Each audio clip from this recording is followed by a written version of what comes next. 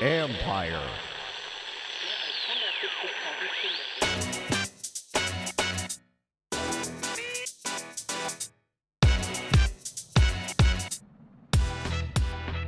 The first week of NFL free agency brings quite some intriguing storylines. And as we remain hunkered down with this coronavirus craziness going on, we're going to tackle it all.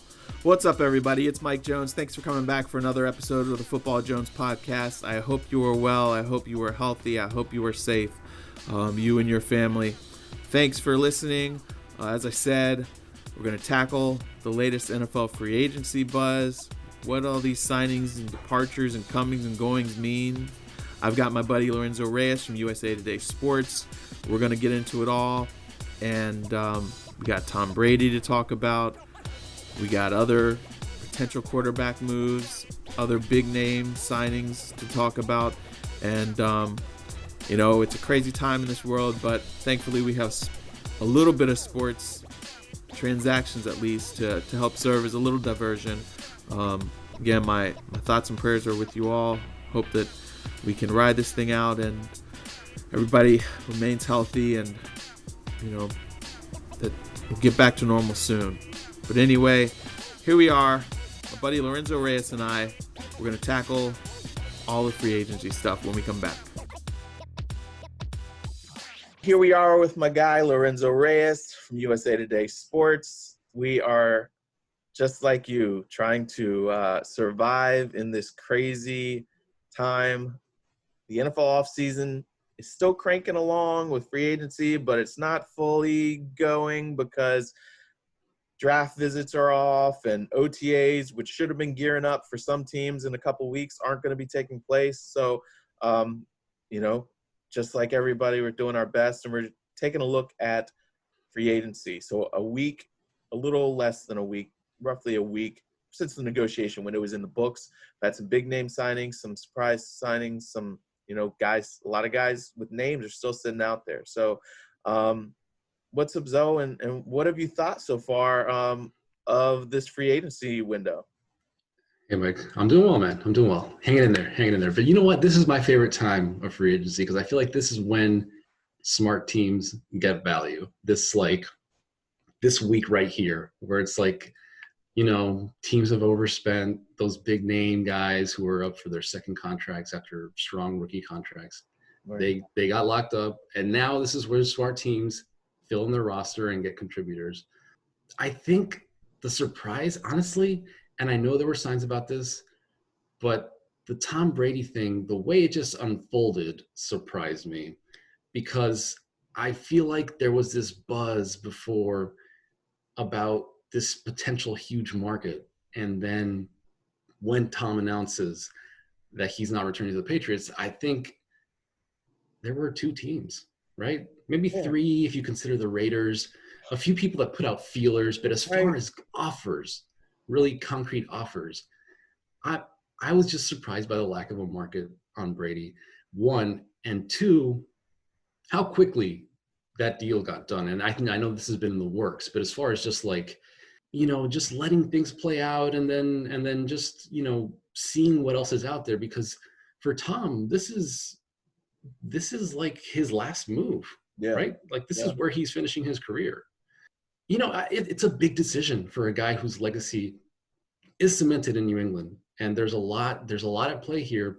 And I actually like the fit because I think with Bruce Arians, it's a more relaxed environment. I think Tom will be, more comfortable. And Bruce Arians is a brilliant offensive coach.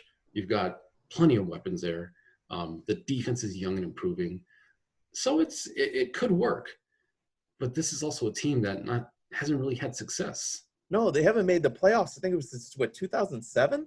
Something like that, yeah. Something crazy like that. When I was writing about him going there, I looked back and I couldn't believe that it's been as long as it was. And I was just like, wow, like there are playoff droughts, but this is a real playoff drought. This team has not even come close, and what was that, Josh Freeman? Right. And I was just so surprised buy the move just because of the fact that I thought that Brady is going to go somewhere that's close. If he's going to leave New England, he's going to go somewhere that's close to contending. Like, I that's thought the why. Colts. I thought the Colts would have been a nice fit, but it's tough with that Yeah, rivalry. I know. it's I know. yeah, and it's Indy. And then I thought, everybody, obviously thought that Tennessee was gonna, be a team. And then I was like, okay, when Tennessee did Tannehill, I was like, all right, well, he's going back to Cali. Maybe he doesn't care about winning so much. He's gonna be close to his production company, just launching everything. And then it was Tampa, but it makes sense from the fact, like you said, Bruce Arians is brilliant. They've got a really good defense. They didn't have a bad year, even though their quarterback threw 7 pick sixes. So a lot of those games were decided by a touchdown or less. Flip that, cut out half of those turnovers, those 30 turnovers from the Plus the quarterback, fumbles. plus fumbles. Yeah. And maybe the outcome's different, but also he avoids being in the same division and conference as Patrick Mahomes. Right.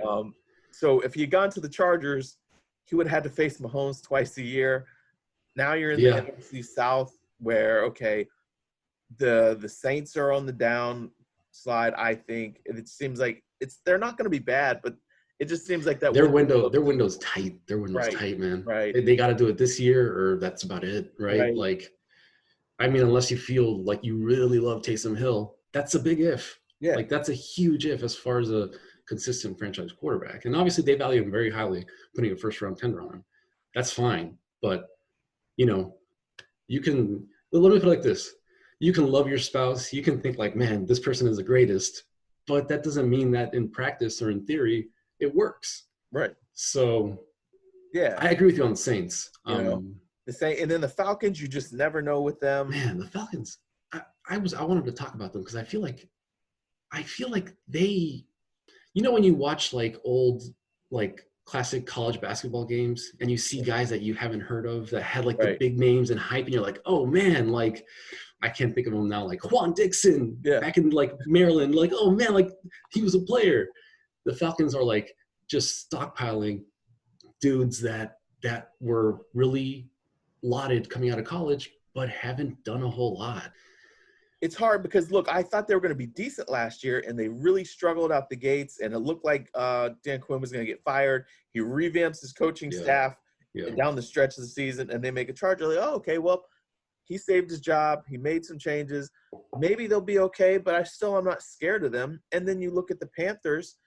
I'm definitely not scared of them. No. So Brady's like, hey, this is probably his best shot of getting out of the division. Yeah, that's true. I mean, that's a good point. And I agree exactly with what you said, because if you think that the Buccaneers were actually contending kind of for a wild card spot there at the end, and granted, a lot of it was just that the NFC was they were pretty top heavy. It was a deep conference, but the Bucs were just in it. Like they just improved. They were in it. If you think that Jameis throws 17 interceptions, they would probably win at least a few more games. So I think with Brady, the pressure isn't necessarily on either, because I feel like, number one, Tampa's not a huge market. I think there will be a ton of interest, obviously, because he's Tom Brady. But I like the fit. I do like the fit. It's just I in the end, I always figured, as tense as it was, as much as you were hearing that, Tom really isn't happy in New England, as much as you would hear those whispers, I always thought they would work something out. But they could have, and he didn't want to. Robert Kraft said it last week. If Brady had wanted to be there, they would have worked something out. Brady was just like, you know what, screw this. I want to be happy, and I'm tired of, I'm tired of just sucking it up. This marriage, and I want to be happy. Really quickly, those Robert Kraft comments, to me, it sounded a certain way. Do you think that he was kind of throwing Bill under the bus a little bit? Oh, I mean, look, we know Robert Kraft loves Tom Brady. Yes, he does. And I look, Belichick's got all the power and everything, but you know that Kraft probably had told him, look, it's Brady. This is my team, and we're going to make this work if he wants to. And so I do think that there was a little bit of a, you know what, it wasn't because of me that we Bro, didn't yeah. get it done. Because he knows his fans are unhappy. Right. Right. Tom didn't want to be here, but why would Tom Brady not want to be there when he's got an owner who loves him as much, a fan base that loves him as much? So I do think it was a little veiled shot at Belichick. Yeah. Because, as we know, Belichick doesn't suck up to anybody. If he had called Brady and said, look, let's stick together, let's get this thing, let's take one more run, it would have worked out. But let me add a little context from a few conversations that I've had, and then I'll ask you a question. The thing with Tom, I mean, this goes back to before the Jimmy Garoppolo situation, right. But when Jimmy was there and was up for a new contract, basically, my understanding was that Robert Kraft did not want to pay two players starter money, which he was going to have to do. And the sense that I got was that Bill was strongly weighing a situation where he keeps Jimmy and doesn't hold on to Tom. Right. Just considering it at the very least. And at some point, I think Robert Kraft, again, from what I was told, not that he meddles a lot in these situations. You know, owners, typically when there are questionable or big personnel decisions, or when there's a guy that there maybe a team is interested in who's had some off-field trouble, owners have to step up and say, like, okay, I approve this. Robert hasn't typically meddled with Bill what he has done. Right. But my understanding was that Kraft told Belichick basically like, hey, Tom is a Patriot. When he no longer wants to be a Patriot, like, he will tell us when he wants to go. Kind of putting the pressure on that. And it's a unique situation because you have the greatest coach of all time, you have the greatest quarterback of all time, and an owner who really, like you said, has an emotional connection to this player. Yeah. And it's just an odd power dynamic in a really the best dynasty we've seen ever. Yeah. So it spanned 2 decades. Yeah. And I give Bill a lot of credit, and Robert is a big part of this. But it's that cold efficiency, business-like approach where you don't value anyone else over the system that has got the Patriots what they've earned. Right. So I'll go to my question now. If you're Bill Belichick, you're entering this season now with Brian Hoyer and Jarrett Stidham and whatever comes in the draft. Are you telling me that the New England Patriots have a better chance to win with that than they did with an aging Tom Brady who knows the system, who knows everything? No, I don't think they do. I mean, Brian Hoyer, come on, man. I'm with you, but that's why I'm saying if you're Bill, why don't you? I saw something saying, okay, they got Brian Hoyer, they got Stidham, and then whoever the other dude is, Cody Kessler. Yeah, whoever the other dude is. That's exactly right. That's another dude. They're all 3 dudes, and that they're probably done at quarterback. But I'm just like, I don't believe that. I feel like even if it's a 1-year rental, Cam Newton is going to be on the streets very soon. If you're Bill Belichick, do you not bring in Cam Newton, kick the tires, and draft somebody? I mean, or are you like, you know what? We are the Patriots. We are a machine, and I'm going to prove to these people that I can even win with Brian Hoyer and as my bridge. Do you think that that's like, is he that firmly entrenched in his belief in himself, or do you go out there? I mean, I cannot see them doing it with Andy Dalton or somebody like that. Would you pass? Yeah, I mean, you have to look at what's on the market, and like Jameis, I don't think that's happening because if there's anyone who values holding onto the football, it's Bill Belichick. Yes. I just do not see a scenario when that's happening. But let's remember, Bill's 67 years old. Yeah. He's about to turn 68. I know he loves it. I know this is his life, and it helps when he has his sons next to him on the staff. But he doesn't have a whole lot of time left as an NFL head coach, I don't think. I mean, actually, maybe he does. I mean, who knows? I mean, but it's just I would think that if I'm him, like, I don't want to go into a rebuild. But I almost wonder if it's almost the challenge. Like, I wrote about this, and I keep on saying it. Like with Brady, I'm a huge Michael Jordan fan, and it was so fascinating when he came to the Wizards. I like hung on every single daily report because that thing was just so fascinating that the greatest player of all time would go to this scrub team because he wanted that challenge to show he could still play and also that he could carry a team that was just atrocious and elevate them. So Brady goes like that book, When Nothing Else Matters, about Jordan and all that was fascinating. And I almost feel like Brady's at that point where when nothing else matters, he's playing because he wants to, and he wants this challenge to show he can carry Tampa Bay. Maybe Bill is like, look, I got 6 rings. I've done everything. You know what? It's not going to hurt my legacy. Let me go out there and show that I can win with Brian Hoyer and do a quick rebuild, you know, and make another playoff run in the next 2-3 years. Maybe he's at that point like, look, I don't care. I'm just going to do it my way, and I'm going to show that I don't need a name. Yeah. I am the greatness behind this. Tom Brady was great, but I was even greater. That could be true. And like everyone points to the Matt Castle year, and I don't think we're in a similar situation because remember the Patriots went undefeated in the regular season the year before that. Like they had an all-time team. Yeah. Like I don't think this Patriots roster, and by the way, they've had a lot of departures on defense. Yes, they did. I almost think that's the story we should be talking about because the defense really is what carried them. So I don't think this Patriots team is necessarily built, even if they had Tom back, to really like compete with the Chiefs or contend with, you know, other teams that have gotten better this offseason. The Cam Newton thing to me is really, really interesting because it's not necessarily a fit in terms of offensive style, but if there is one coach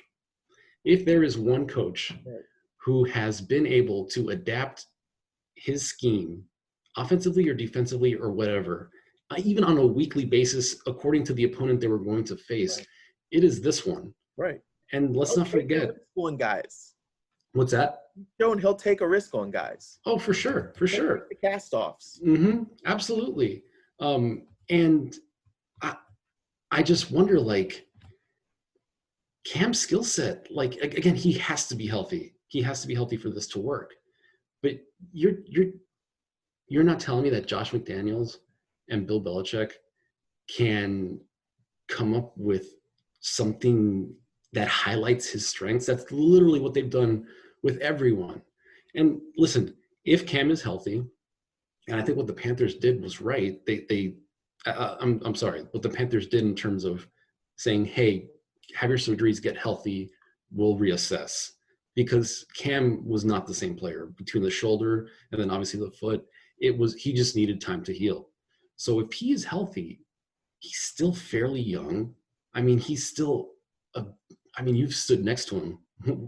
Like he's just an physically imposing figure who's strong. He has the arm strength. Let's even create a system where you don't need him to run the ball like he did in 2015 when he won the MVP. You don't need that. Keep him in the pocket. But he does have that ability to extend plays. He does have that ability to, if nothing is there, sort of scramble and improvise. He can still do that. And I would be like, man, you add him and the Patriots and a couple more little, key pieces here and there. I really dig that. And part of me is I like watching Cam. I think it would be just a fascinating experiment. Yeah, and the thing is, when you think about what the Patriots offense was the last couple of years, it was a run heavy offense. Yeah. A lot of quick short, because I know that Jimmy Garoppolo struggled when he first, adapting a little bit to the San Francisco offense because there was a lot of downfield stuff. Yeah. It's not as much timing stuff. Yeah. Short, get the ball out quickly. Cam, he's got a big arm, but you don't even have to go downfield. Rely on the run game, play action, boom, extend the play. Yeah. One of the things the Patriots did better than anyone was having Brady, like you said, quick release, quick passes, but he made his running backs receiving weapons. Right. Cam was able to do that with Christian McCaffrey. Yes. Like I think if that's a key element, you can incorporate that. Cam, like, it's not like the Panthers receivers were super talented over the past couple of years. The Patriots have done a lot of crossing routes, a lot of stuff in the middle. with the, the occasional deep shot, Cam can do that. I agree with you. I think it would be awesome. I would love to see that. But my mind is telling me that's not happening. I know, but okay, if it's not there, where else does he go? When I'm looking at all these teams, there's not a long list of teams because it seems like the Chargers are committed to Tyrod Taylor and drafting somebody. Yeah. I mean, they might even try to go after Tua. When you look at everybody else, the Raiders I thought could have been a possible fit for Cam, but they've got Derek Carr and they got Mariota. Yeah. I don't think that's going to happen. But there have been a lot of whispers. I mean, I've heard a few things that Derek Carr's time in, I guess, Las Vegas now, I almost said Oakland, that's maybe not a marriage that's built for the long haul. And I think there are signs there. You could see Gruden visibly frustrated with Derek at some points in the season. Oh, I agree. I think that would stylistically work, but I think that it's one of those things like, you're the Patriots. I feel like you could do better. Yeah. No offense to Derek Carr, but like, yeah, but and Mike Mayock loved Mariota. Yeah, coming out and felt very highly that he just needed to be in the right fit and had like an Aaron Rodgers type skill set. So they picked him up. I think that they're looking at, hey, maybe he can be for us what Tannehill was for the Titans last year. That's why I don't think Cam there. I mean, the Dolphins. I think the Dolphins are committed to what they have in the draft. Yeah. Honestly, they have so much draft capital that, whether they like Burrow or not, I think obviously this time of the year, whatever you hear, half of it is, what it is. It's BS. Right. But the Dolphins do have that capital where if the Lions at number 3 are really strongly considering Tua or trading out to maybe the Chargers or whoever, the Dolphins could be that team where they say, well, we've been stockpiling draft chips for this, where we're going for Tua at number 3 or whatever, even number 2. If the Redskins really feel like we do like Chase Young, but we'd rather have draft picks, they could do that too. But I think that Tua is going to need to sit. So that's why I'm like, do you sit him behind Ryan Fitzpatrick or do you go get Cam and sit him behind him? The Dolphins already went 1 year with Ryan Fitzpatrick. Why not one more? If you feel like you have your quarterback waiting in the wings, who cares? And then again, since we're talking about the Dolphins, all of a sudden everything's just crazy. I wonder though. Josh Rosen? Yeah. Would he go to would he be something that I almost think he would be a great fit. But the problem with Josh, I think, is just that, and I feel for him. He's had a raw deal, man. And I'm not saying that Josh Rosen is like a stud quarterback, but frankly, I just don't know. He's had 3 offensive coordinators in 3 years, right? Or in 4 years now. You add another one to the list. It's just that I feel like we always look at quarterbacks who are busts and we say like, oh man, like, this player like did not live up to the hype. But I think sometimes we have to look at the coaches and the teams and their situations and say, yeah, but that dude wasn't placed in a situation where he was literally in any position to succeed. Yeah. So, there was a reason Josh Rosen, a lot of evaluators, a lot of teams liked him. There's a reason that he went in the top 10. But again, like you need to put him in a situation where you're challenging him and he needs to be in one system. Yeah. I think if he was in New England, let me put it like this. I think it's probably better than what they have now. But unless they really love Jarrett Stidham, I don't know what to tell you. Like, obviously, we're not seeing what they've seen in practice and what they see in the quarterback room. But in the very, very, very, very limited time he got, like in mop-up duty, yeah, I don't know, man. Yeah. Andy Dalton does make sense, but because he's going to be available. Like the veteran, he's seen a lot, but he does have a quick release. Yeah. Like I feel like he could make things work for the Patriots. Is he head and shoulders above Ryan Hoyer though? Ryan Hoyer knows that offense. I would put him a little bit above Brian Hoyer, but I feel like it's a similar situation. Yeah, I feel like if you're going to go get Andy Dalton, you might as well just stick with Brian Hoyer because I don't believe in any of them. Right. If you're going to just be a game manager and a bridge, Go with Hoyer because he knows that offense, and he's going to be great for teaching this guy that you're drafting for the next year, or a young guy that you acquire like a Rosen to learn behind him. But I just don't feel like Andy Dalton. He doesn't do anything for me now. He's not intriguing like Cam. Yeah, I hear you. I hear you 100%. So if you don't get me Cam Newton, Bill Belichick, get Josh Rosen, sit him behind Brian Hoyer, and then turn it over to him next year. Or just tank and then get Trevor Lawrence when he comes out of the draft the next year. But Bill Belichick wants no part of tanking. I know. Unless they like trade the farm up there, I don't think. I know. He just for his legacy, he doesn't want it to look like, oh, he let Brady go and now he sucks. 2-14. Oof. Yeah, you can't have that happen. Yeah, he can't. That's why I'm saying. It's just fascinating though, because this is like uncharted waters for this team, this franchise. Really, we have just not seen this. And I know people always say like, oh, was it Belichick? Was it Brady? I've seen a lot of people talking about this. Let me say right now, whatever happens next year or the year after that, I don't think you can. That's not a definitive answer, in my opinion.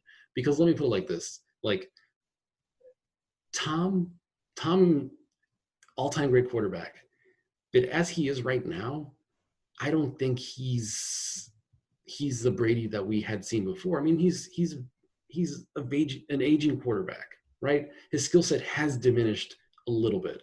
He's still very, very, very good. You still take him over half the quarterbacks out there. Right. But I don't think you can point to after 20 years, 9 Super Bowl appearances, 6 rings, if Brady does well on a very nice, as we've said, Tampa Bay team, and the Patriots struggle, I don't think you could say like, oh well, I guess it was all Tom. Likewise, if you flip unless he gets them to the second round of the playoffs and Bill Belichick is 2-14. But yeah, I think it's both of them. I think it's peanut butter and jelly. It was a perfect marriage. It's chocolate and peanut butter. It's just the perfect together. Yeah. We got to talk about some of the teams. We've been talking about the Patriots nonstop over here. Yes. But it's fascinating. I love it.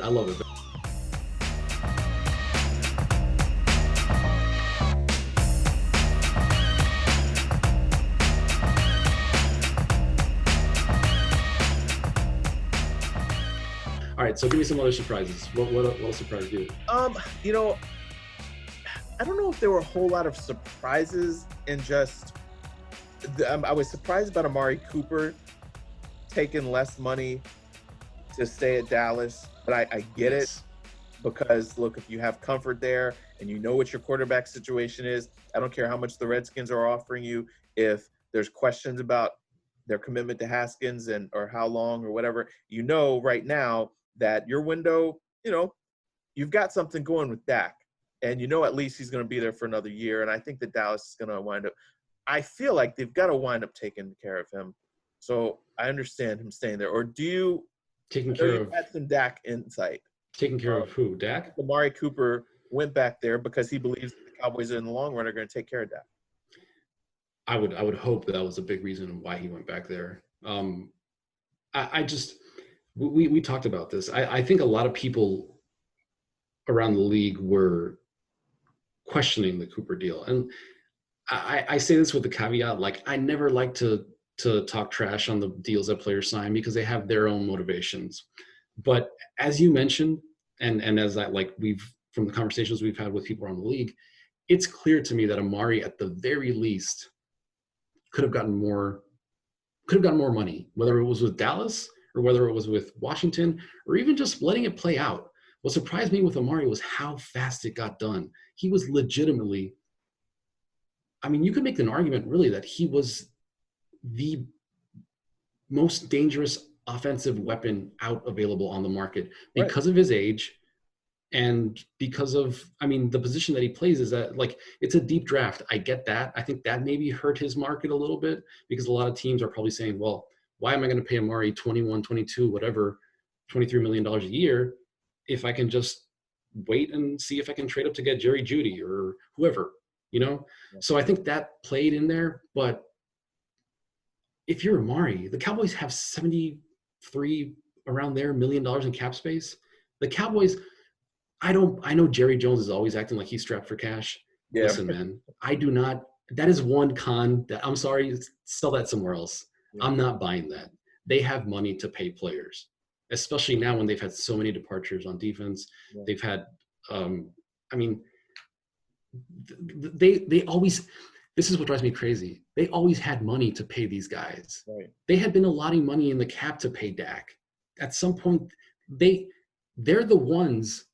They are legitimately the ones who slow played this and said, well, I guess we're going to franchise him, because I mean, they're the ones who did it. They knew this.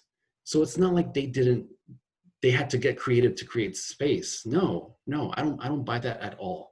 So if you're Amari Cooper, maybe you love Dallas. Maybe you really feel like you jive with Dak. But let's remember, Dak was looking at Michael Gallup a lot at the end of the year. You could, I'm not saying this, but you could make points that potentially Gallup was Dak's number one target down the stretch. There's a new head coach in Dallas. I think that makes things interesting. I would imagine that that Cooper feels very, very comfortable with Mike McCarthy, and I think the fact that Kellen Moore is still there is helpful. But the Dak thing, I just don't get this. I don't understand it, because so Eugene Parker, I mean, one of the greatest agents of all time. Mm-hmm. When I started covering the league, I got to know him a little bit, just, conversation that you would have at the combine here and there. Yeah. And he told me something that just really stands out to me now when I think about this. He said, playmakers always get paid. No matter who you are, if you're a playmaker, you're going to get paid. Right. And he said, if you're a team and you have a young star, what are you going to do? What is their objective as a team? Their goal is to keep their young asset for as little cost as possible, right? They want to keep their star players, but minimize what they pay them on the open market. The Dallas Cowboys had a young franchise quarterback that, there are whispers that maybe they didn't fully believe that Dak was the guy, but for better or worse, whether that's true or not, you basically chose him over Tony Romo. Right. And he's been your starter for 4 seasons now. If you're the Cowboys, why don't you do what the Eagles did with Carson Wentz, right? What the Rams did with Jared Goff?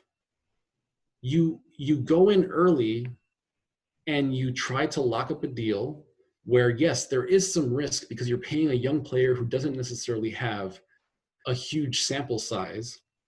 So what if his production suffers? Yes, there's a risk in signing players. But you look at what the Cowboys have done now. So they basically forego, they did not do that, right? Yeah. So now you have Dak Prescott on a franchise tag that's going to pay him an exclusive franchise tag that's going to pay him around $32-33 million. Right. So now by doing that, Dak's people know that they have the leverage here. For sure. Because they can sign the tag and then they can play 1 season.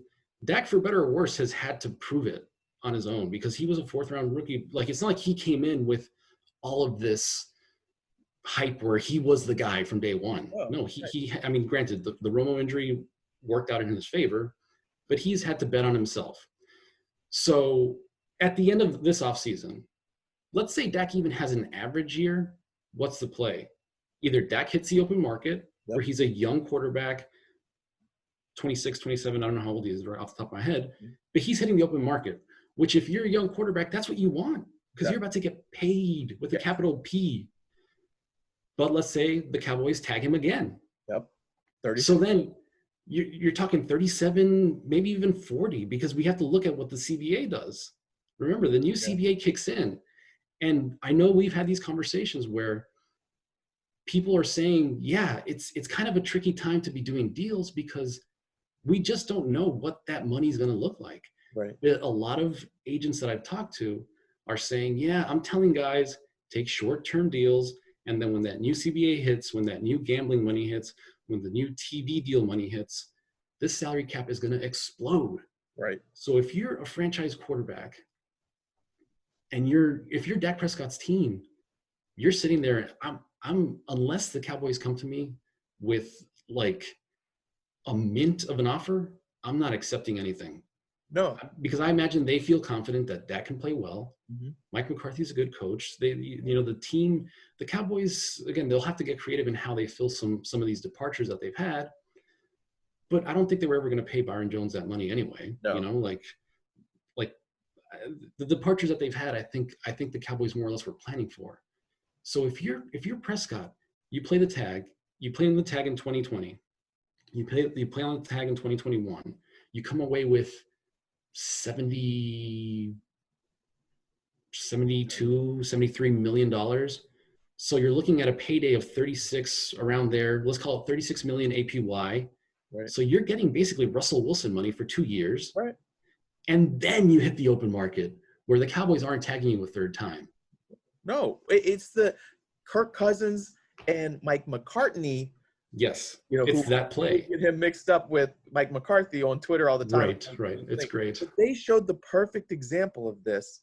So Dak's people are not going to take anything less than the franchise tag number this year. Next year, they're not going to take anything. If the Cowboys are giving them a deal that's less than the franchise tag this year and next year on the average, they're not doing it because they know they can just slow play this thing and look, the rules are set in place that we're supposed to get 36, 37 million next year.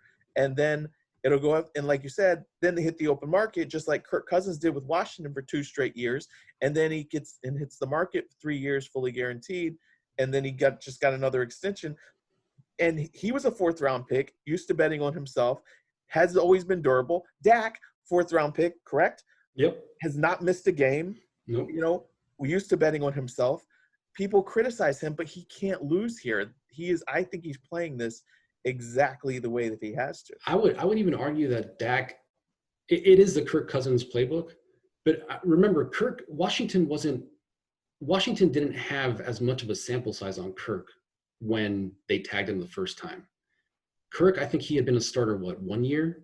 Like 1 year and then part of another one, yeah. And 1.5. Yeah. So at the time, Washington was like, yeah, we like Kirk, sure, but let's see a little more of him, which in that case, I think it made sense. But you've seen 4 years of Dak, and you've seen him, he's improved, because the questions with Dak always were, oh, but is this Zeke doing it or is it Dak doing it? I think last year proved that Dak can play. A lot of people love or hate Dak. I understand it. It's a preference thing, but at the very least, I think he showed he can lead a team. Yeah. So, and then here's the other thing, and I know this for a fact because I was texting with Dak's guys. They were doing cartwheels when Ryan Tannehill signed his deal. Oh, I'm sure. They were. I remember texting. I was like, "Did you see the numbers?" And the person said, "Yeah," eyes emoji, the big eyes emoji, and then thumbs up. Yeah. Because you look at the market, and it's gonna $30 million. The Titans proved is what it's gonna cost for a starting quarterback. Yes. That's just what it costs on the market, right? So the Cowboys had to know that they were going to spend that kind of money anyway. It was just stubbornness and a lack of foresight. You knew that you're going to have to pay it, but you're just dragging it out because you can instead of just taking care of it. But if you talk to anybody in the league, they'll tell you, yeah, Dak is, some of them will tell you they'd rather have Dak over Wentz and Goff. So just awful foresight on the Cowboys' part not to get him paid and take. Not only that, but the lack of communication. Yeah. Because I think it became clear at the start of last season, there were some negotiations going on. Right. My sense is that an offer was made that was kind of a lowball offer. Mm-hmm. And basically Dak was like, listen, I'm done with this. I'm going to play, and we'll talk about this at the end of the year. Yeah. He has a good year, but the Cowboys, they weren't proactive. And Steven even admitted this. He said basically like, yeah, we haven't had any contact. He said that at the combine. And you're thinking, what the hell are you guys doing?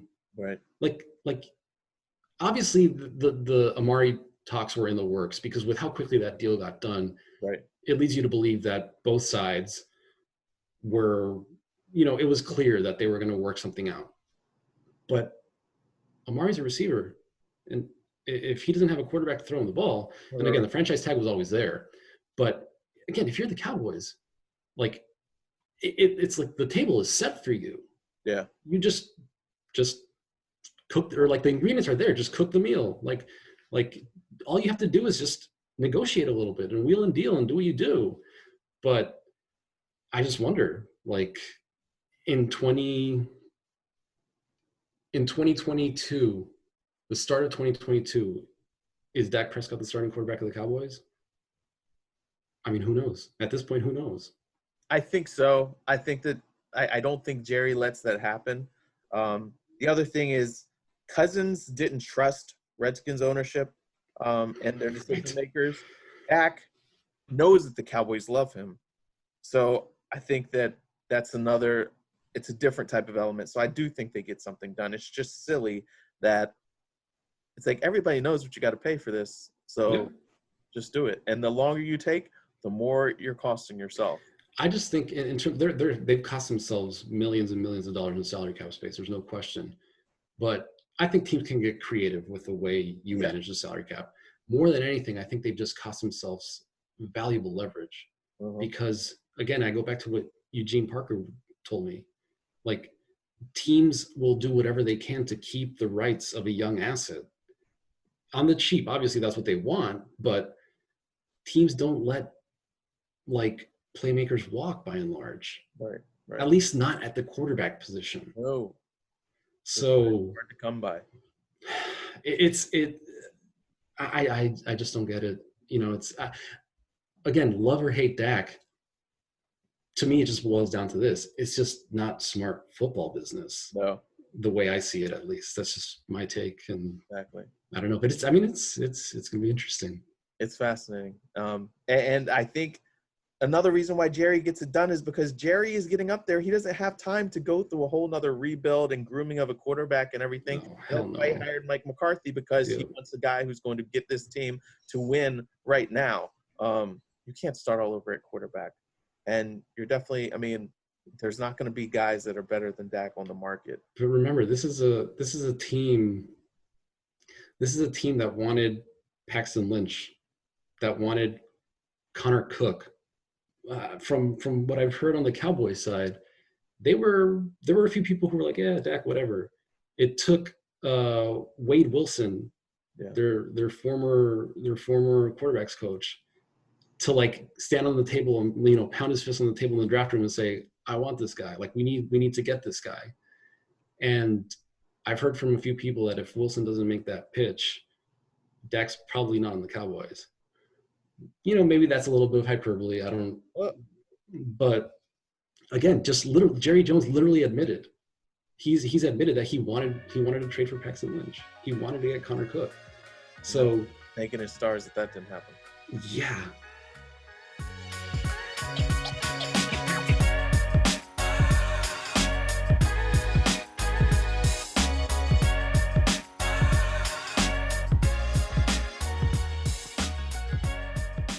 Let me ask you one more question. Yeah.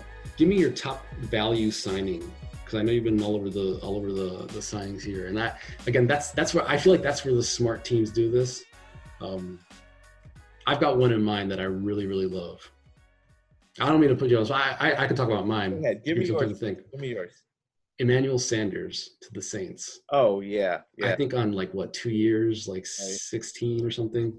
Yeah. I love that deal, man. I love that deal, because as we said, the Saints window is kind of, it's closing. They got to do it. But Emmanuel's, he's not what he was when he was in Denver, but it showed that he still can make plays. I mean, and putting him opposite Michael Thomas now. Oof. I mean, Yeah, I love. I'm telling you, I love that. And you want to know the other reason why I love it is because if there's one thing that Emmanuel does well, it's his route running. right. And I think when you have a quarterback like Drew Brees, who's so accurate, who can anticipate throws and basically throw receivers open, I think it's going to work. I will say though, I don't know what Mickey Loomis is doing. I never know. I don't understand the Yeah. Saints salary cap. I feel like there's going to be one season when like Mickey Loomis retires, the Saints are going to go bankrupt or something. Like Yeah. they just keep kicking the can down the road, and I'm wondering, like, man, at some point you're going to have to pay for that. But And it's about to happen after this, I think. Yeah. But these weren't value actually signings or value acquisitions. The Cardinals getting DeAndre Hopkins. Oh gosh. Deal. I mean, Yeah, I don't like Steve Keim normally, but I'm just saying, good job pulling the fleece over, just fleecing Bill O'Brien, who is trying to get himself fired. We got to talk a little bit about Bill, man. I know this pod is running long, but I'm glad because I've been missing football talk because I feel like we haven't been talking about nobody's got anything to do right now. Yeah, anyway. seriously. In our houses, so. Dude, what are you doing? Seriously, that right there, the guy's decisions the last year to give Clowney away for a third-round pick, to give up all those picks for Laramie Tunzel and not get a contract extension, just you're scratching your head. And now to give up DeAndre Hopkins for David Johnson, who's hurt a lot, and a second-round pick, whatever, like. Dude, he was deep. I think it was a fourth rounder, but yeah, like. What are you doing? David Johnson, second and a fourth. There we go. Oh, I think you meant he was. They got back. I just you need to make life easier for Deshaun Watson. Also, he's got a contract situation coming up as well, and you rob him of his best guy. You are proving that you should not be a decision maker. You're just a coach. And then you're going to frustrate your quarterback to the point where he's like, you know what? I don't want to sign a long-term deal here. Yeah. I mean, if you're the Cardinals, to get Hopkins opposite Larry Fitzgerald, who I think still got a little bit left in the tank, just a little bit, to help with Kyler Murray. I mean, this makes life easier for Fitzgerald. Kenyon Drake. Murray. Just like, ooh. That was the best deal of the whole. I mean, I know the Bucs scored big with Brady, but that right there, getting Hopkins, 100%, just huge. 100%, man. And the thing that drives me crazy about the Texans thing is that, yes, at David Johnson's best, he is a better running back than Duke Johnson, but Duke Johnson, by and large, can do a lot of the same things in terms of like being a receiver out of the backfield. Yes. Duke Johnson can do that. Duke Johnson can literally, I think you could put him in the slot and he could play. And he's durable. And he's cheaper, which like I know you like Carlos Hyde isn't there, but come on, man. Like it just like Nuke Hopkins, he's a 3-time consecutive All-Pro. I think it's in the conversation. One game as well. His whole career. In the conversation of top receivers, I think we're talking like Michael Thomas, in no particular order. It's Michael Thomas, Hopkins, Julio, Odell if he gets his act together, maybe. Mike Evans, those guys. Right. But there's no top 5. Nobody can put one together without Hopkins. I would say no top 3 without Nuke in there. Yeah. And I know they were butting heads, but man, like, see, this is my problem, because like bad coaches have this stuff. Like, you don't see good coaches really butting heads with their players to the point where they're like getting rid of him.